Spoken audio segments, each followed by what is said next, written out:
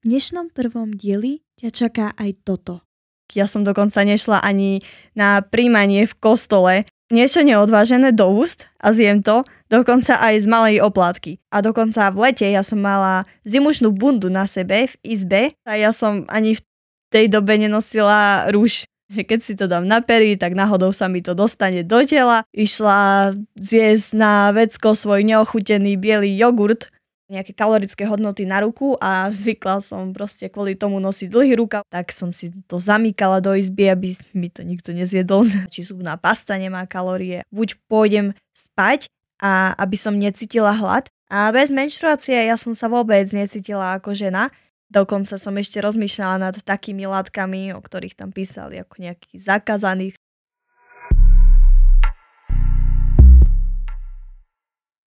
Vítam ťa pri mojom prvom podcaste. Dúfam, že pohodlne sedíš a keď tak vezmi si nejaký obľúbený snack, aby ti so mnou bolo tu dnes príjemne. Dnes by som ti chcela porozprávať o živote s poruchou príjmu potravy, taktiež ako to vyzerá v hlave človeka, ktorý si niečím takým prechádza, a taktiež skúsenosťami.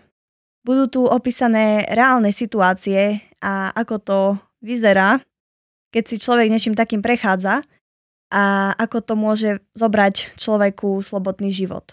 Človek, ktorý niečo také nezažil, tak nemá kapacitu pochopiť to, ako to vyzerá v hlave človeka, ktorý na niečo takéto trpí. Taktiež tu budú opísané situácie, čo si všímať na ľuďoch, ktorí s touto chorobou by mohli skryto zápasiť. Epizóda je venovaná nielen ženám, ale aj mužom a napríklad aj otcom, ktorí v budúcnosti by si mali všímať nejaké varovné signály na ich dcerách, alebo dievčatám, ktorí kamaráti majú nezdravý vzťah k jedlu. Epizóda nie je len pre tých, ktorí si týmto prechádzajú, ale taktiež aj pre zdravých, pretože nikdy nepoznáme našu budúcnosť a taktiež nepoznáme aj budúcnosť našich blízkych. Ja teraz sama už viem, že som si tým mala prejsť, aby som to mohla ďalej šíriť takouto formou a som rada, že o veľa veciach už hovorím len v minulom čase. Sama by som nepovedala nikdy predtým v minulosti, že by som mohla mať problémy s jedlom, ale u mňa niektoré neliečené aspekty života udreli práve na túto stránku. Anorexia je multifaktoriálne ochorenie a každý máme iné spúšťače. Väčšinou je to kombinácia viacerých nejakých faktorov. Takisto si veľa vecí nesieme z detstva. Spúšťač, tak to nie je len nejaká necitlivá veta, ale to všetko, čomu je človek vystavený a čo ho ťaží. A nejaká necitlivá poznámka, tak to vlastne môže byť až čeresnička na torte. U mňa to začalo nevinne, postupne a potom ako ortorexia. Začala som sa zaujímať o zdravý životný štýl, čo potom následovne prešlo do extrému. Výber menej kalorických potravín sa neskôr zmenil na myšlienky na jedlo 24/7. Taktiež som plánovala aktivity, čo budem robiť podľa toho, čo tam budem jesť alebo nejesť a čo to urobí môjmu telu. Teraz by som ti postupne porozprávala, ako to vyzeralo u mňa. Tak začala som svoje telo neustále kontrolovať. Mala som potrebu ho neustále číselne kontrolovať, takže som sa začala stále vážiť. Ja som sa vážila tak, že ja som dokonca nemohla mať na sebe ani spodné prádlo, aby to vlastne nepridalo nejaký gram navyše. Taktiež sa to netýkalo len váhy, ale napríklad aj inou formou merať svoje telo, ako je napríklad krajšírsky meter. Začala som sa si merať časti tela a keď nebol po ruke, tak som využívala napríklad len to, že som si merala, pokade si až ruku obchytím. Ja som si vyčítala ešte roky dozadu, čo som jedla, ešte keď som bola zdravá, lebo som si hovorila, že keby nejem toto, napríklad ešte niekde do detstva mi siahala pamäť, tak by som nemala aktuálnu váhu, akú mám, a keby nejem toto, tak môžem chudnúť z nižšej počiatočnej váhy, akú som mala vtedy. Zdravý životný štýl sa u mňa rovnal tomuto a stále som bola upnutá na nižšiu a nižšiu váhu a stále som chcela chudnúť viac a viac, pretože napríklad som nechudla z tváre. Netýkalo sa to len tela, ale ako vravím, napríklad aj tváre. Všetky opasky a hodinky, tak tie mi boli veľké, ktoré som nosila roky dozadu, tak ja som sa cítila ešte viacej tučná ako predtým, aj keď podotýkam, ja som na začiatku, ako som sa s týmto začala, tak ja som nebola nejako pri sebe. A ja som bola podobná, ako som teraz. Ja som si povedala, že keď už mám poruchu príjmu potravy, tak plus tej choroby je to, že budem aspoň chudá a potom som vlastne sa nechcela vyliečiť, lebo som si hovorila, že na čo sa budem vlastne liečiť, keď sa dostanem späť na počiatočnú váhu, akej som chudla, alebo ešte dokonca na vyššiu. Mala som stále také myšlienky, že keby neexistuje jedlo, tak vôbec niečo také nemusím riešiť, alebo keby som muž, tak môžem jesť viacej, pretože oni majú inak ten bazálny metabolizmus ako ženy a nemusela by som sa tak veľmi obmedzovať. Zo začiatku ja som vôbec nevedela napríklad, čo sú to kalórie a začala som si potom jedlo vážiť. Čo som vlastne neodvážila, tak to som ani nedala do úst. Lenže aj to váženie prešlo do extrému. Dokonca od začiatku my sme mali doma takú starú váhu a to som si povedala, že no ale čo keď to neváži presne a ja náhodou zjem niečo naviac a nezapíšem si to. Ja som si porovnávala dokonca na niekoľkých váhách naraz, či mi to váži správne. Ja som nevidela sladké, slané, ja som za všetkým videla len čísla. A dokonca ešte teraz by som vedela priradiť niektorým mojim bezpečným potravinám, ktoré som si vtedy vyselektovala, tak ich kalorickú hodnotu na 100 gramov. A začala som si vážiť dokonca ešte aj korenie. Podľa toho som si ho aj kupovala. Napríklad ja som porovnávala niekoľko škoríc medzi sebou, ktoré majú najmenej kalórií na 100 gramov. Takisto som začala vážiť aj napríklad čajové vrecúška. A aj tam som robila voľbu medzi bylinkovým a ovocným, pretože niekde v hlave som si vymyslela, že no tak ale bylinkový musí mať menej kalórií, keďže ovocný je ovocie a to ešte je sušené. Tak ešte dokonca ja som skúmala, či voda nemá kalórie, obyčajná čistá voda. Začala som voliť jedlo, ktoré má vysoký obsah vody. Keď som sa náhodou ocitla niekde v reštaurácii, tak hlavne nejaké jedlo to neprichádzalo v úvahu a keď tak volila som polievku, pretože tam som vedela, že je ten obsah vody jednoznačne väčší. Takisto potom som začala piť, sa aj nedá povedať, že jesť tie také práškové formy jedál. Trvalo mi 3-krát dlhšie zjesť napríklad jablko ako bežne, kým som to navážila, kým som to zapísala do kalorických tabuliek.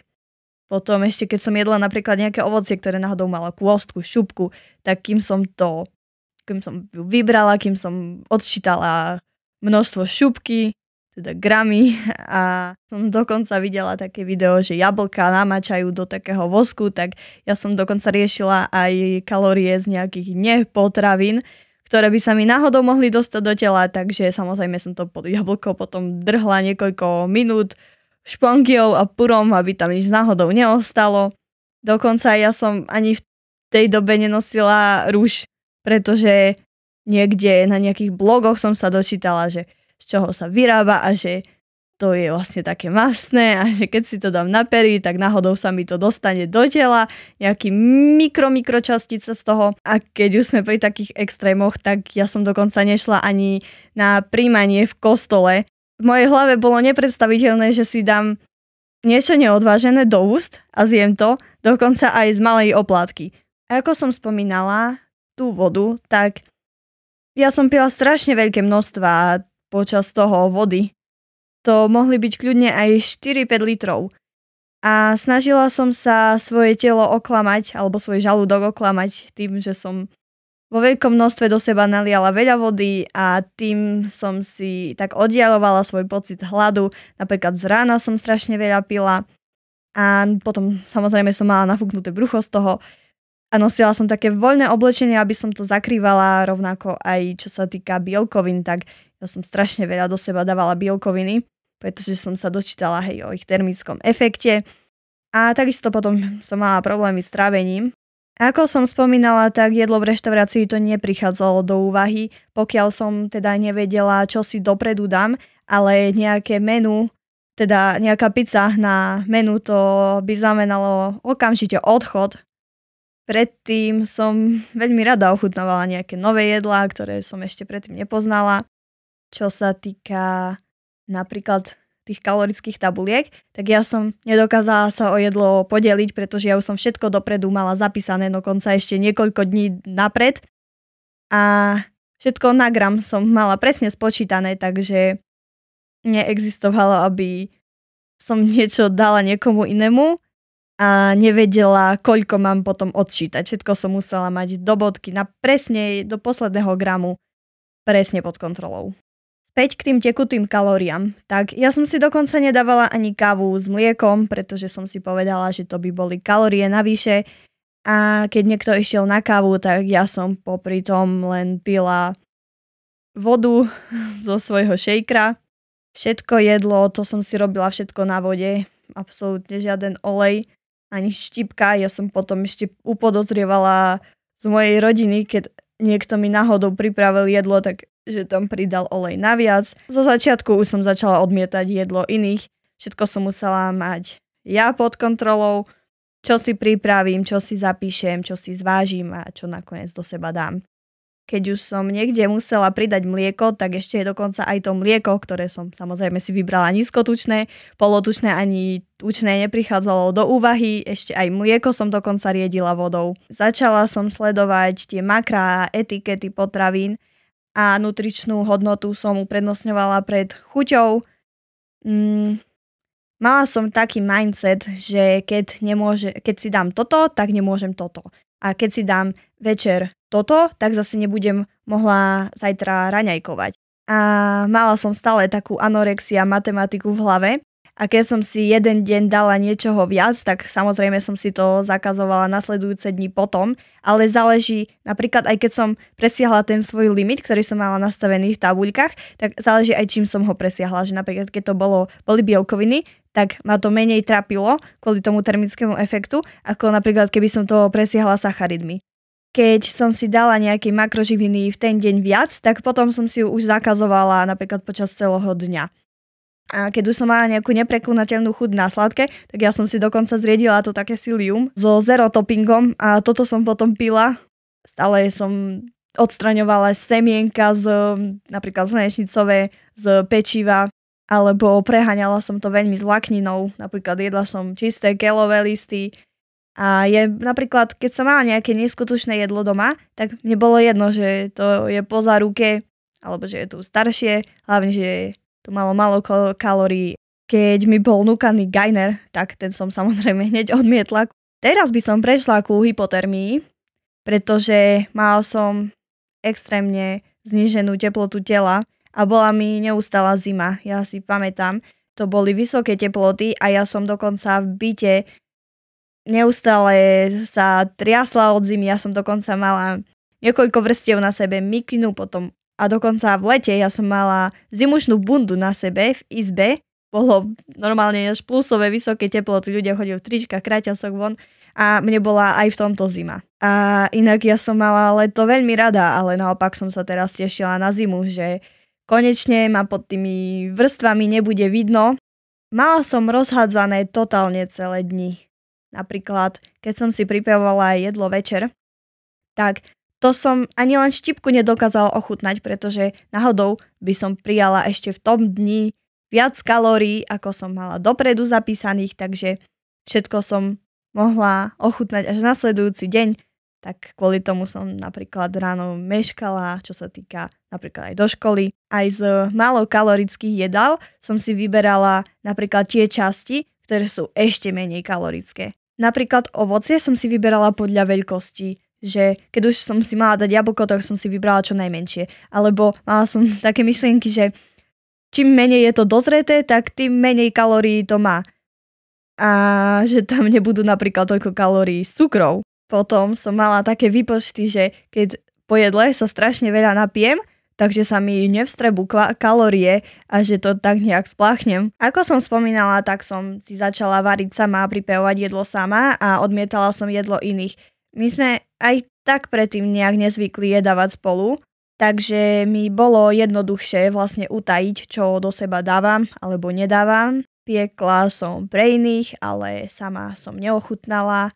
Keď som napríklad používala nejakú panvicu doma, ktorú predtým niekto použil, tak som ju strašne dlho drhla, aby tam neostal ani len kúsok oleja, všetko som kontrolovala. Keď mi niekto dal napríklad maslo, tak ja som si ho nadrela napríklad na ruku namiesto toho, aby som ho nadrela na chleba. A jedla som napríklad len do 3. alebo 6. hodiny večera, pretože som mala nastavené napríklad do 3. 1000 kalórií a taktiež podľa času som sa riadila. Rovnako, ako som spomínala, tak ja som si už dopredu plánovala napríklad 2-3 dní dopredu, čo budem jesť a všetko som mala spísané. Dokonca, ja keď som nemala po ruke váhu, mobil alebo kalorické tabuľky, tak ja som si písala čísla, napríklad gramy alebo nejaké kalorické hodnoty na ruku a zvykla som proste kvôli tomu nosiť dlhý rukav, pretože som to zakrývala, ale inak som mala proste celú ruku popísanú kalóriami a nejakými číselnými údajmi, čo sa týka toho, čo dám do seba.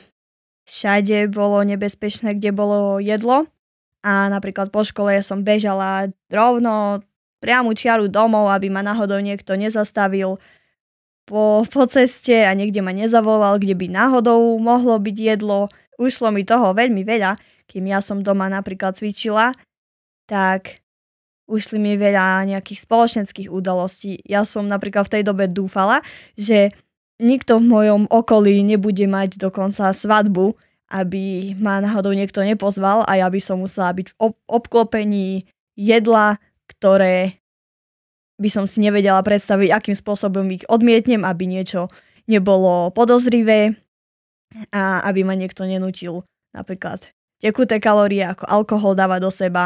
Keď prišla téma na jedlo, tak nenápadne som radšej odišla alebo robila som sa, že nepočujem, aby sa náhodou niekto nepýtal niečo o mňa, pretože ja som zároveň sa hanbila za to, čo dávam do seba. Napríklad som dokonca až závidela mojim spolužiakom, že majú normálne desiaty a ja som potajomky išla zjesť na vecko svoj neochutený biely jogurt, pretože na jednu stranu som videla, že toto nie je zdravé a čo všetko mi to bere, ale na druhú stranu som bola na tom závislá. Nepoznala som tempo jedenia, stále som jedla rýchlo, aby náhodou niekto nevidel, čo jem. Nevedela som, ako má vyzerať tanier pre jedinca, aká má byť porcia, aké je tempo jedenia. A potom, keď som sa uzdravovala, tak ja som dokonca pýtala mamku, aby mi pripravila aj porciu, pretože ja som to nepoznala. Zavidela som mojim kamarátkam, že môžu jesť prakticky všetko a zároveň som nenávidela seba, pretože za to, lebo som si vlastne myslela, že ja nemôžem. Za každým jedlom som videla len nepredstaviteľné čísla namiesto napríklad lásky rodičov alebo priateľov, ktorí by to pripravovali. A čo sa týka školskej jedálne, tak to som vlastne odmietala chodiť a bála som sa veľmi pripomienok, napríklad mojich rovesníkov. Vyhýbala som sa spoločenským akciám a veľmi som dúfala, nielen s tou svadbou, ale dúfala som v to, že sa nedostanem do pozície, kde by som napríklad musela byť v plavkách, takže ja som dúfala, aby som náhodou nešla niekedy k moru, aby som náhodou nemala príležitosť ísť na nejakú dovolenku. Keď napríklad už som nemohla niečo odmietnúť, nejakú ochutnávku, tak ja som si to vždycky zobrala samozrejme ten najmenší kúsok. Potom nasledovali extrémne výčitky, že som sa neprekonala, neodmietla to, alebo že som mala slabú vôľu. Taký toastový chlieb, tak ten jeden krajec, ešte ten som si prerezávala na polovicu a z toho som si robila, keď náhodou som si niekedy povolila pečivo, tak taký toast. Keď som vtedy napríklad dostala rezeň, tak samozrejme tú všetku časť, ktorá bola namočená v oleji a ktorá sa dotýkala oleja, tak tu som vykrojila, zjedla som len bielkoviny. Hranolky, tak tie som dala niekomu inému, pretože som si vymyslela, že som plná a zjedla som len ten šalát malý, ktorý ku tomu bol. Napríklad aj proteínovú tyčinku, tak tu som celú obrezala, ako bola namočená v tej čokoláde a zjedla som len taký ten bielkovinový stred. Nonsensne som klamala, že nevládzem, stále som mala nejakú racionálnu výhovorku. A veľmi som proste vtedy manipulovala s okolím a veľmi dobre som vedela sa vynájsť, aby som napríklad sa vyhla nejakej udalosti alebo nejakému jedlu. A mala som také myšlienky, keď už mi niekto niečo núkal s láskou, tak som si hovorila, že no, tak ten určite chce, aby som bola tučná a preto mi to dáva. A ako som spomínala, ako som sledovala aj nepotraviny a ich kalórie, tak som študovala dokonca, či zubná pasta nemá kalórie. A vždy, keď som si umyla zuby, tak nasledovala len kolobeh vypláchovania si úst, aby mi tam nezostala. Alebo dokonca som si, ani keď som mala nejakú ranku, tak ani nejaký krém som si na to nedala, pretože som si hovorila, že čo keď cez tú otvorenú ránu sa mi dostanú nejaké kalórie do tela, alebo dokonca ani ústnu vodu som nepoužívala, ani sirupy na kašel som si nedávala. Tak ja som dokonca ešte tabletky študovala, či nemajú kalórie, obyčajné malé. Človek častokrát, keď je chorý, tak má aj také nechutenstvo do jedla, takže samozrejme som vtedy nad tým premýšľala tak, že to mi pôjde akurát vhod a dupľom som chcela proste sa niekde nakaziť, ale zároveň to malo svoj aj mínus, pretože som vedela, že keď budem chorá, tak nebudem vládať cvičiť. Ja som dokonca rozmýšľala aj nad tým, že kde v akej krajine budem žiť a ktorá krajina má najmenej kalorické jedlá. Zvykla som jesť v rovnaké časy, alebo minimálne aspoň v podobné. Bola som napríklad závislá veľmi na tých, čo som dnes jedla v videách, to som dokázala scrollovať aj proste hodinu. A stále som porovnávala tú danú osobu, ako vyzerá a čo dáva do seba a na základe toho potom som to porovnávala so sebou. Keď som niečoho kalorickú hodnotu nepoznala, tak ja som si to za trest napísala napríklad aj 3-krát viac do tabuliek alebo som to hneď mala nutkanie ísť vycvičiť. A bola som strašne závislá na pohybe. Ja dokonca som nedokázala ani len pomaly chodiť. Ja teraz si už užívam proste aj pomalú chôdzu, pretože ja som nechodila, ja som behala. Jedla som objemovo veľké jedlá, ale zároveň nízkokalorické. Ja si pamätám, že ja som jeden deň dokonca prežila iba na čisto nektarinkách.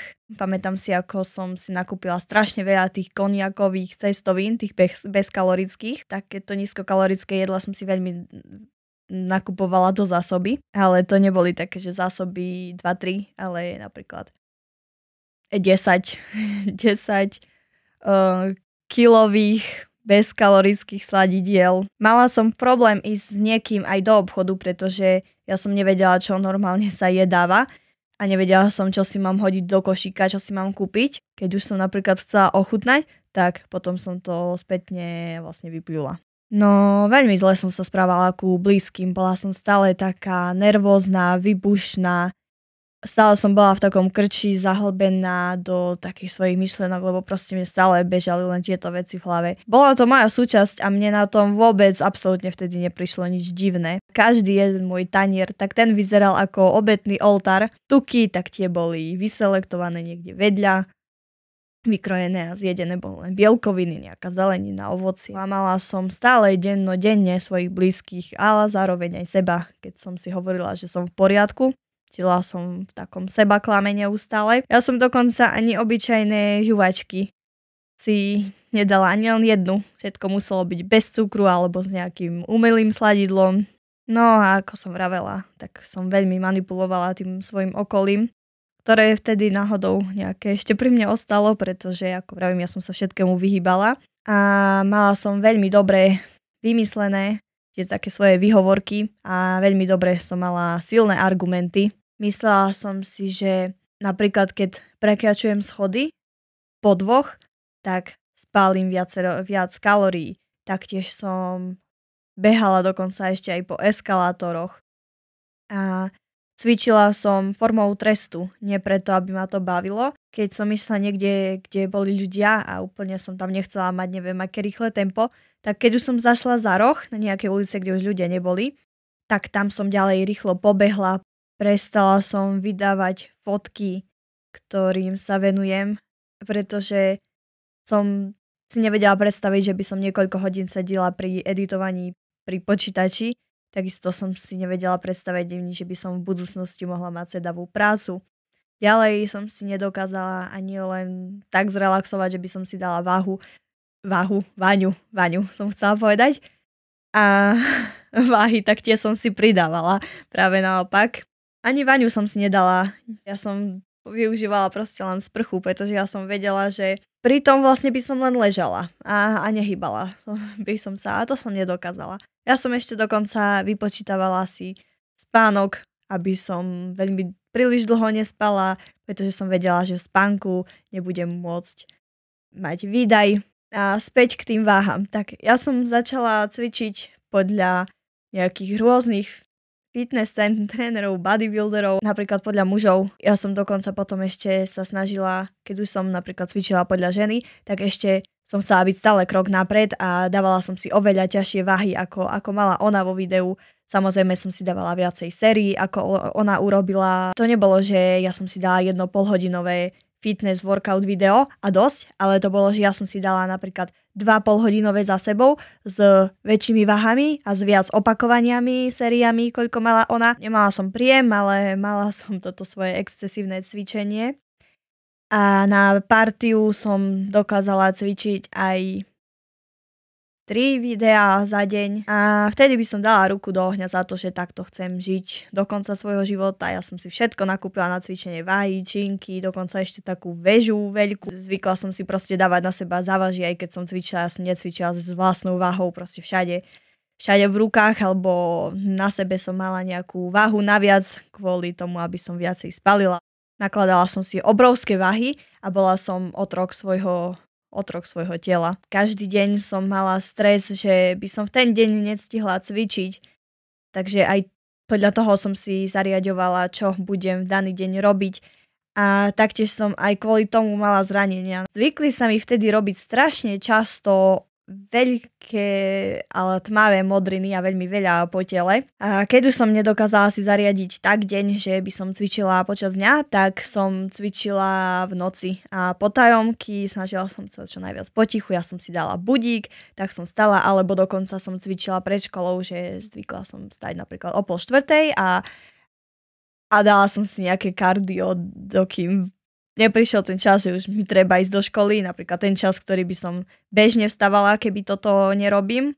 Mala som podvyživené telo, ktoré nestačilo na až takýto silový tréning. Ja som vôbec nemala tuk na bruchu a dokonca proste všetko mi bolo vidno, že ja som ešte bola na takom vyšetrení, či nemám pruch, pretože to bolo tak nezdravo všetko vidno. Sledovala som samé jedálničky rôznych fit blogerov, alebo som sa riadila napríklad jedálničkami pre ľudí, ktorí chudnú z veľkej nadváhy.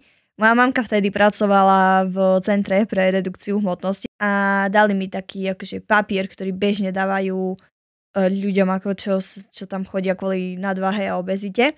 A tam boli vlastne vypísané tie veci, ktoré môžu jesť a nemôžu, napríklad aj ovocie, hej, že napríklad jablko môžu, ale kukuricu nemôžu. Ja som sa riadila podľa týchto vecí, ktoré boli smerované ku obezným ľuďom, nie človeku, ktorý už je v značnej podváhe. Ja som mala asi tak okolo 20 kg menej cca ako teraz. Zaradila som silový tréning, pretože som sa dočítala samozrejme, že svaly palia viacej, tak som potom bola posadnutá svalmi. Vyhľadávala som nejaké trasy, kde bola potrebná chôdza, ale že dlhé prechádzky, ignorovala som nejaké MHDčky, ignorovala som výťah, eskalátor, keď boli niekde schody, tak ja som bola schopná ísť aj 7 poschodí hore-dole, uprednostňovala som takisto aj státie, keď už som napríklad sedela, tak som aspoň zatínala nejaké svaly, napríklad na bruchu,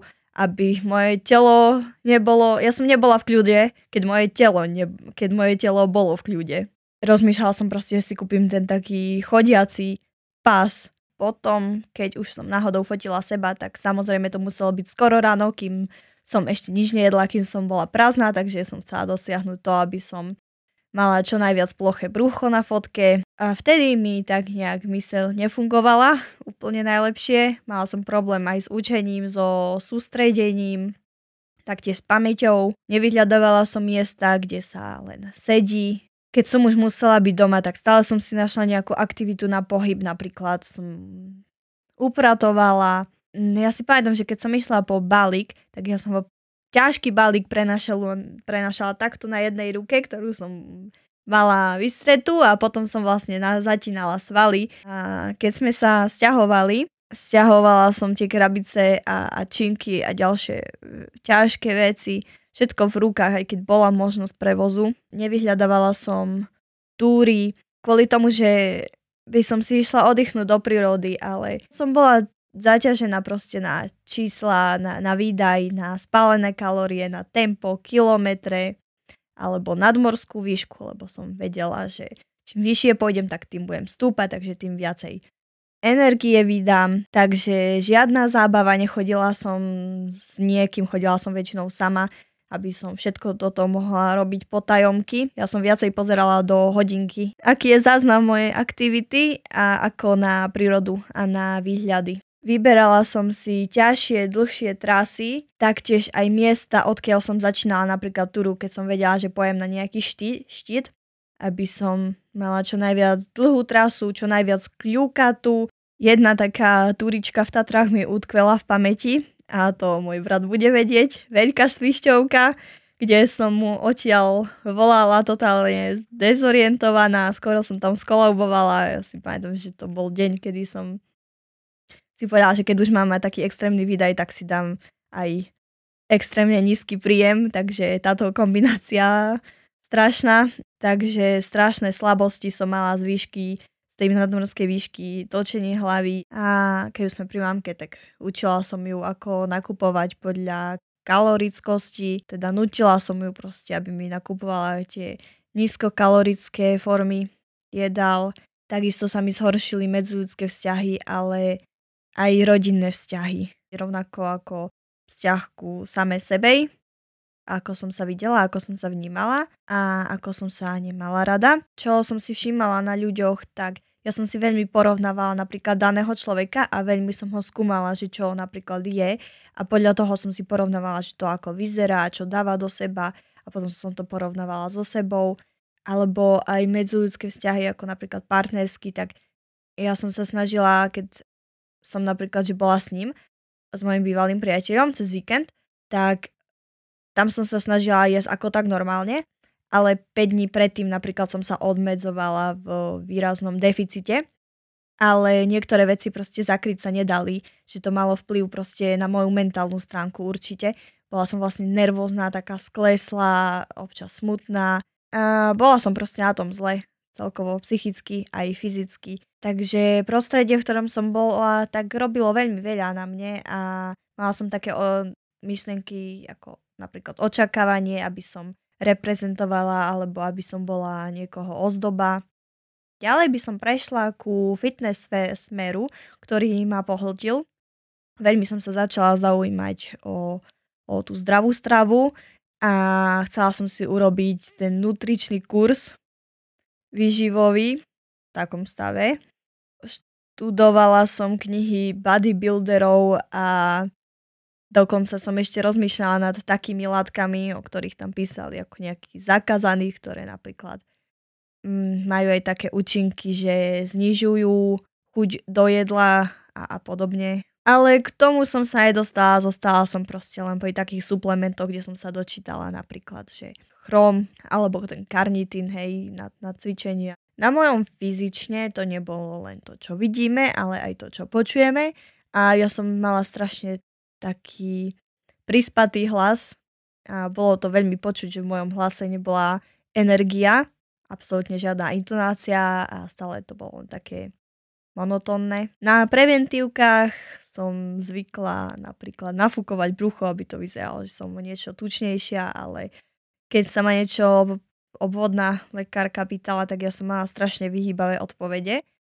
Ale tá reč tela, to myslím, že hovorilo za všetko. Mala som strašne veľký strach z priberania a taktiež som mala veľmi skreslenú predstavu o vlastnom tele. Ako som spomínala, to fyzično je veľmi prepojené s psychikou, takže keď som bola ja na svojej najnižšej váhe, tak ja som bola na tom tak najnižšie, na takom pomyselnom bode aj psychicky. Hlava stále chcela telo chudšie a chudšie a ja som prestala mať normálne také pocity, ako normálny človek, keď začína mať hlad, tak už cíti, že má hlad, tak aj toto sa mi tak nejak vytratilo a ja som cítila hlad a zároveň som necítila hlad. Čo sa týka rodiny, tak ja som sa snažila, aby nikto ma nikdy nevidel áno, v spodnom prádle, ale napríklad aj v tielku, pretože mi trčali kosti, ale zároveň som sa na to pozerala, že každá ako keby trčiacá kosť bola výhrou. Napríklad na telesnej, tak keď ma niekto pochválil za môj výkon, tak to bola pre mňa výhra. Proste utvrdil ma o tom, že to, čo robím dobre a ja som stále chcela viac a viac. Keď mi niekto pochválil za moju disciplínu, dal mi takú hnaciu silu a som sa utvrdila v tom, aby som pokračovala. Ešte späť k tej hypotermii, tak telo, ako vlastne moje zima, tak chce sa zahriať. Napríklad mne na niektorých častiach tela, ako napríklad tu na vzadu, tak väčšinou sa vytvorí aj taký ako keby koperček, také jemné ochlpenie a zároveň na iných častiach tela tie chlupky ako keby proste nerastli tak normálne, ako za bežných okolností. No a čo sa týka vizuálu, tak zároveň som aj prišla o vlasy, začali mi strašne rýchlo vypadávať, lámavosť nechtov, stratila som potom vlastne napríklad aj prsia, hej, lebo sa skladajú z tuku. Ďalej napríklad som začala byť taká chudokrvná, chýbalo mi železo, taktiež sa mi zhoršila pleť, veľmi často som mala také zavraty a čiernotu, hviezdičky pred očami, keď som sa rýchlo postavila, tak automaticky mi prišlo zle. Ďalej spomínam na obdobie, kedy som dostala COVID, pretože to sa mi spája s tým, že som vtedy stratila menštruáciu a ja som vtedy začala aplikovať fasting. A zároveň to malo dopad samozrejme aj na moju mentálnu stránku.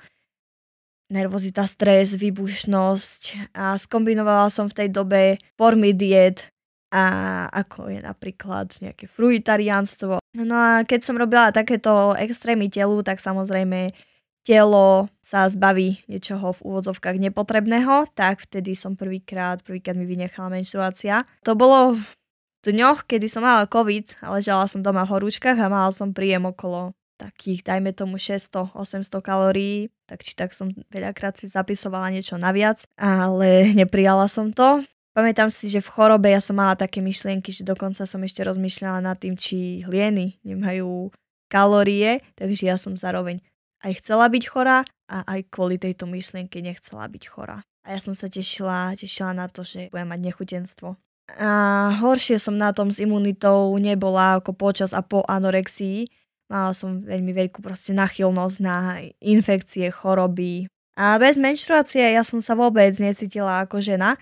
Napríklad, teraz sa viem napríklad orientovať podľa cyklu. A teraz, keď som vlastne ja stratila všetko hormonálne, tak napríklad aj nejaká náklonnosť ku niekomu, kto sa mi páčil, tak bola určite taká menšia alebo taká menej intenzívna. Žena nikdy nemôže mať vyrysovanosť ako muži a ja som chcela čo najnižšie percento tuku. Potom, čo sa týka navrátenia menštruácie, tak začala som brať lieky, ale tie moje telo úplne najlepšie nezvládalo. Zhoršila sa mi pleť, ja si pamätám, že ja som mala z tých liekov strašne nafúknuté brucho ako v nejakom mesiaci tehotenstva. Mala som takisto emočné výkyvy. Vtedy to nebolo také ako som opisovala napríklad, keď je človek nervózny, lebo je hladný, ale vtedy to bolo také úzkostlivé stavy som mala. Samozrejme aj po takýchto skúsenostiach žena môže mať to riziko do budúcna, čo sa týka plodnosti a tak. Keby náhodou sa stalo to, že by som do budúcna nemohla mať deti, tak ja verím, že týmto videom zachránim nejedno dieťa. Ale verím, že som to stihla v pravý čas a tak na poslednú chvíľu, že je to v poriadku. Verím v to. Takže muži, nemusí sa to týkať práve vás, ale môže sa to týkať práve vašej partnerky.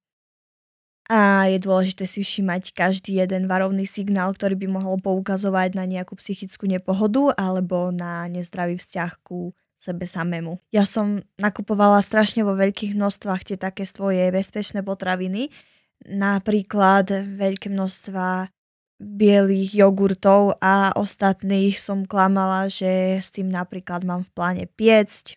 Ďalej som dokázala v obchode pri jogurtoch napríklad stráviť kľudne aj 10 minút, pretože som si vyberala, ktorý jogurt je najmenej kalorický. Keď som potom niečo piekla, tak som samozrejme to museli byť len zdravé nejaké verzie receptov bez cukru, ako napríklad zero sirupy alebo nejaké sladidlá. Taktiež všetko nízkokalorické, čo som si šetrila, aby vždy som bola poistená, že doma bude niečo nízkokalorické. Tak som si to zamykala do izby, aby mi to nikto nezjedol, sa ku tomu nedostal. Zvykla som si kupovať tú bezkalorickú, zero kolu, pretože som si myslela, že tie veľa bublinky mi naraz, keď vypijem veľké množstvo, tak mi pomôžu spláchnuť ako keby to jedlo a pomôžu mi k rýchlejšiemu stráveniu. O vláknine som sa dočítala, že pomôže pri rýchlejšom trávení, tak som ju suplementovala. Hlavne som volila tú takú nerozpustnú, pretože som si myslela, že to zabráni ako keby vstrebávaniu kalórií z toho ostatného jedla, ktoré som v ten deň prijala. Rozmýšľala som ďalej nad prehánadlami, nad kúpou diuretík, laxatív. Keď som išla po obchode, tak ja som ani nemohla pozrieť na tú uličku, kde je sladké, aby som sa poistila, že mi napríklad nepríde nejaká myšlienka, hej. Ja som vstávala a zobudzala som sa častokrát v noci na hlad.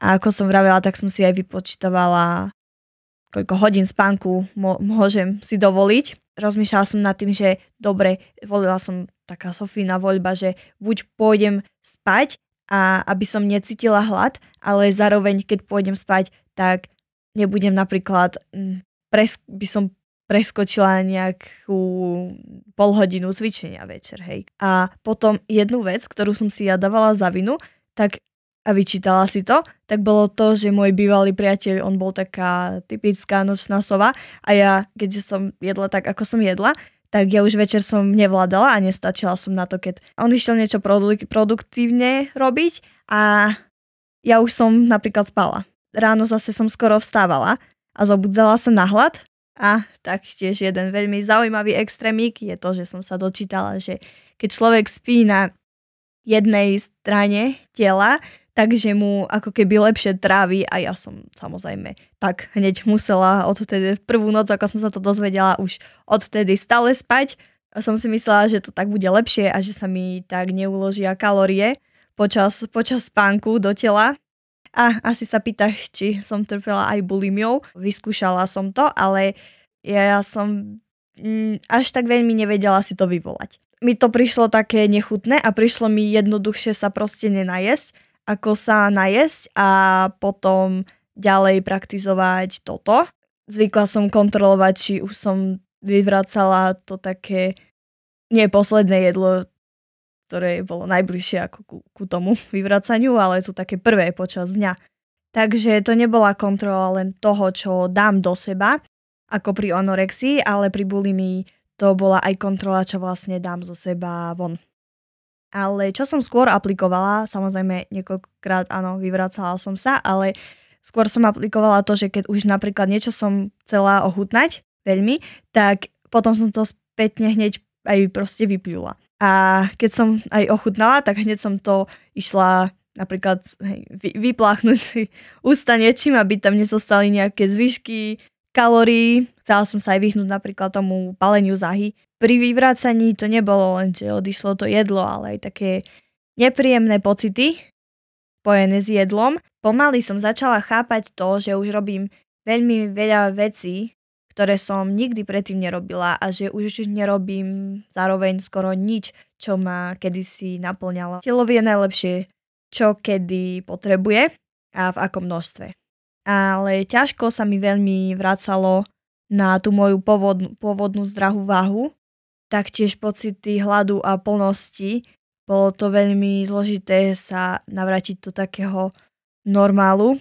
Som mala problém nechať tanier nedojedený, aj keď som už napríklad nevládala, pretože som mala také nastavenie buď všetko, alebo nič. To ako keby ste celý rok hovorili len jednu a tú istú vetu a po tom roku mali začať plynulo rozprávať, tak takisto by vás to nejako poznačilo. Takisto je to aj keď celú tú dobu som jedla len nejaké svoje vybrané potraviny. Keď sa na to spätne pozriem, tak síce mám takmer najvyššiu váhu za celý svoj život, ale som aktuálne aj najviac spokojná s tým, ako vyzerám. A to netýka sa len toho, ako vyzerám. Keď sa máš rád, tak dáš telu to, čo potrebuje. Alebo keď naozaj sa máš rád, tak vieš, že sa nebudeš obklopovať ľuďmi, ktorí ti škodia. A naozaj sa máš skutočne rád, tak nebudeš žiť v sebaklame. Po takom tom najťažšom období, čo sa týka anorexie, ja som vtedy mala prestup na inú školu, kde boli mladší žiaci oveľa ako ja. A vtedy samozrejme takto, keď je človek po poruche príjmu potravy poznačený, tak aj tá hlava pracuje inak a nejako si neuvedomuje nejaké veci. Tak ja som vlastne bola každý deň v spoločnosti mladších spolužiakačok a tak podvedomo som sa keby s nimi porovnávala a čo je samozrejme logické, že napríklad keď ja som bola o 4-5 roky staršia, tak to telo som viac mala zoženštené ako mladšie dievčatá. Áno, viem si to teraz racionálne vysvetliť, že to je normálne. Takže prišla taká druhá fáza, kedy som znovu do toho spadla a znovu som sa začala obmedzovať, ale znovu som začala mať nezdravý vzťah ku sebe a takisto k jedlu. Ja som vtedy začala v tej novej škole praxovať ako čašnička a s mojimi konštantnými myšlienkami na jedlo som ho nosila. A robilo mi dobre, keď som videla to, že niekto má napríklad horší príjem ako ja, že je viacej kalorické jedlá, že môj príjem je viacej clean, čistý, taktiež aké množstvá dávajú do seba, ako rýchlo jedia, aké majú tempo jedenia. Potom som bola takisto posadnutá hľadaním nejakých nových receptov. V tom období som stratila vlastne druhýkrát menštruáciu a nie tak na dlho ako prvýkrát. Potom sa mi to podarilo navrátiť bez pomoci liekov. Ale ešte jedna kapitola a to je záchvatové prejedanie. Jedno si pamätaj a to je to, že každý extrém plodí extrém a žiaden extrém nie je dobrý. A odpoveďou na extrém tela môže byť len extrémna odpoveď. Ja som pri záchvatovom prejedaní nemala taký pocit, že ja mám pod kontrolou jedlo, ale jedlo má pod kontrolou mňa. Myšlienky na jedlo aj v tejto mojej fázi neprestavalo, ale zmenilo sa na to, že už to nebolo, že vyhľadávam tie najmenej kalorické potraviny, ale myslela som na to, čo všetko som si behom toho roka odopierala a čo musím čo najskôr nahádzať do košíka a dohnať to všetko, čo som si vtedy nepovolila a čo najskôr to ochutnať, pretože mne nielen, že chýbali kalórie, ale mne chýbali aj chute. Chýbalo mi sladké, chýbalo mi slané. Zároveň som mala dozvuky anorexie, čiže to obdobie prejedania sa striedalo s obdobím reštrikcií a jedla som 5. cez 9. No pri epizóde som nebola sama sebou a napríklad som napiekla koláč a dokázala som celý ten koláč zjesť na jedno posedenie. Neexistovalo dať len jeden kúsok, bol mindset, všetko alebo nič. A keď už som sa takto prejedla, tak už som si povedala, no, že už to je jedno a už som jedla, až dokým mi vlastne nebolo zle. A tak nejak emočne som to zajedala. No, ale zároveň na druhú stranu chápem, že to telo, čo všetko mu bolo odopierané, tak potrebuje nejakým spôsobom dohnať. Vtedy som si myslela, že ono to nikdy neskončí, že ono to pôjde do nekonečna, ale telo, keď už sa dostane na svoju zdravú váhu, tak vie, kedy už sa má zastaviť a tie epizódy prestanú. Začala som piec, samozrejme vtedy sa takisto moje myšlienky točili znovu a svet okolo jedla, takže som svoj voľný čas naplňala pečením, urobila som si taký akreditovaný cukrársky kurz, takisto som začala kváskovať a bola som aj v Toskánsku na kváskovacom pobyte, vlastne učili sme sa tam kváskovať, čo mi dosť tak pomohlo, aj keď to bolo v tom období, kedy som trpela záchvatovým prejedaním, ale znovu som sa vrátila do takých tých čias, kedy som si užívala doma vôňu čerstvého pečiva a videla som všetku tú lásku, čo je za prípravou jedla, takže aj toto mi vyliečilo telo, aj dušu, takže ďakujem na ty. Tak späť ku záchvatovitému prejedaniu. Ja som bola v tej dobe schopná ísť niekoľko kilometrov do obchodu kvôli nejakej jednej konkrétnej veci, na ktorú som dostala chuť. Ako som spomínala, tak môj mozog mal veľmi málo cukru, tak dostal taký skrat, že to musí všetko dohnať a hneď a čo najrýchlejšie. A ja si pamätám, že keď som naozaj prvýkrát si dala niečo reálnym cukrom, rafinovaným, tak to bolo ako keby som objavila novú chuť. Potom, čo sa týka priberania, tak nastúpil ako keby taký jojo efekt a veľmi rýchlo a prudko som nabrala späť váhu, ktorú som mala počiatočnú, ale takisto aj nejaké kilá naviac. Ja som sa bala toho, že moje priberanie vlastne sa nezastaví a že to pôjde do nejakej XL veľkosti, tak ja si pamätám, že som si nakúpila v predstihu oblečenie vo veľkosti XL pre istotu, ak by som náhodou strašne rýchlo pribrala a nevedela by som si stihnúť tak rýchlo nakúpiť nejaké oblečenie, ktoré by mi malo byť dobre. Pri mojej najnižšej váhe ja som si bežne nakupovala v detskom oddelení oblečenie, pretože mne boli ešte XS veľkosť veľké.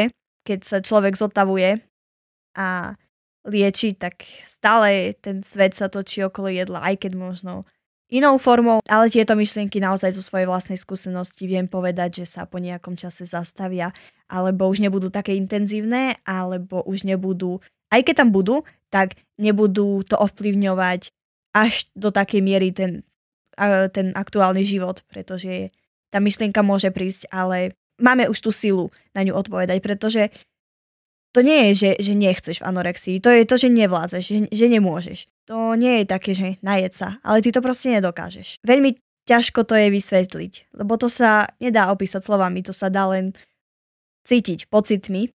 A ešte k tým fázam záchvatu a prejedania, tak mi pomohla jedna vec a to je deliť sa o jedlo, lebo to je také ľudské. Ale zase na druhú stranu, keď nikto nebol doma alebo nebolo s kým, tak som zvykla to zjesť kľudne na celé posedenie sama. Na tej ceste uzdravovania, vlastne kde som opäť sa stretávala s tými nepoznanými novými chuťami, tak som sa dostala aj k alkoholu. A ja predtým, ako som začala mať tieto problémy, tak vyhýbala som sa tomu a po tom období som chcela všetko hneď a naraz. A nevedela som odhadnúť množstvo, že to sa netýkalo len jedla. A bola som pozvaná na takú oslavu a úmyselne som vlastne znižovala svoj denný príjem jedla, aby som večer si mohla dovoliť tekuté kalórie. No lenže na prázdny žalúdok ti samozrejme alkohol zašľape rýchlejšie a človek veľmi nevie, teda aspoň ja som nevedela odhadnúť množstvo. No a v tej dobe som spoznala teraz už vlastne môjho bývalého priateľa. A keď človek má taký nezdravý vzťah ku sebe samému, tak je jednoduchšie si vytvoriť city ku niekomu inému. Vzťah bol taký nový podnet do života, kedy už sa vlastne môj život netočí len okolo jedla. No lenže zo začiatku som neriešila to, či je medzi nami kompatibilita a až po čase, kedy už som si uzdravila vzťah ku samej sebe, tak mne sa až potom začali otvárať oči v niektorých veciach. Už som sa na tie veci nepozerala cez filtre, ktoré vlastne boli ovplyvnené tým môjim stavom. Chýbala mi sebaláska a mala som veľmi zle nastavený pohľad na seba. Takže ja som dokázala len príjmať takú lásku, ako som si myslela, že si zaslúžim. Čo sa týka zmeny postavy a navratu k zdravej hmotnosti, tak začala som si veľa vecí na sebe všímať a kontrolovať. Napríklad percento tuku na sebe, alebo merala som si ho proste. Alebo začala som si všímať to, že sa mi začínajú napríklad trieť stehná o seba. Keď som začala jesť normálne, tak ja som stále mala pocit, že ma niekto pozoruje. Začala som sa kontrolovať, či nie jem príliš rýchlo, či nie jem príliš pomaly, lebo ja som vedela, že som mala problémy s tým, že som nepoznala tempo jedenia, aké je normálne. No a ak sa pýtaš, či už som úplne z toho vyliečená, tak ono to, niektoré veci v človeku zostanú a často tak podvedomo tam niekde vzadu v úzadi sú a pri nejakej situácii sa to môže vynoriť. Občas ešte niektoré veci stále pokračujú, aj keď už nie v takom množstve a tak často a až v takej sile, ale naozaj záleží s kým momentálne som, v akej životnej situácii som, v akom období, taktiež kým sa obklopujem, ale už naozaj je to na dobrej ceste. Keďže s jedlom prichádzame do kontaktu každý deň, tak tie myšlienky o to môžu prísť viac a častejšie. Pristihnem sa pri tom napríklad, že porovnávam príjem iných, alebo to, ako jedia, v aké časy jedia, ako rýchle jedia, čo jedia, ako vyzerajú. Ale už viem si to tak určiť, že teraz toto už nie je zdravé, ako nad tým premýšľam a už sa viem na to tak racionálnejšie pozrieť. Alebo mám také myšlienky, že keď niekto si dáva sladké, takže tým pádom si môžem dať aj ja, ale niekedy mám ten problém sama od seba si niečo dať. Také myšlienky, že by ma niekto mohol hodnotiť za nejaké moje stravovacie návyky. Keď už som sa začínala liečiť, tak ešte som sa vyhýbala takým tým miestom, kde sa cvičí, ako sú napríklad fitka, aby mi to nevytváralo nejaké spúšťače v hlave. A ešte chcem podotknúť jednu veľmi dôležitú vec a to je tá, že toto absolútne nemá byť žiaden nejaký návod a vďaka Bohu už viem, kam až to môže zájsť a ako človek dokáže byť uväznený vo vlastnom tele, vo vlastných myšlienkach a hlave.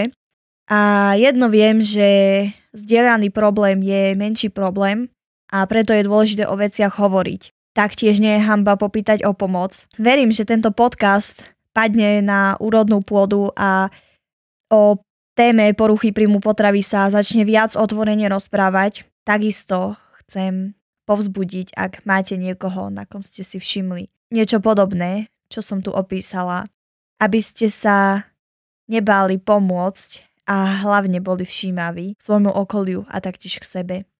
Chcela by som ťa pozvať do mojej podpornej skupiny na Facebooku.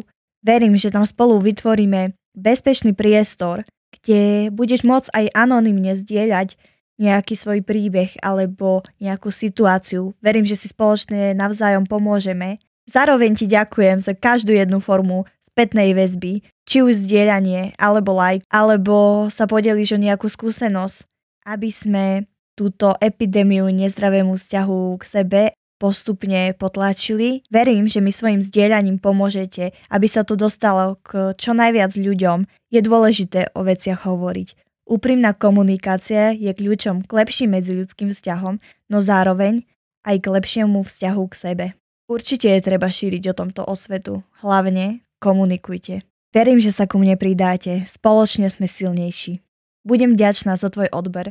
Podporuješ tým zároveň moju ďalšiu tvorbu v budúcnosti. Ďakujem ti, že sme spolu dnes mohli stráviť čas. Verím, že ostaneme v kontakte a vidíme sa pri ďalšej epizóde.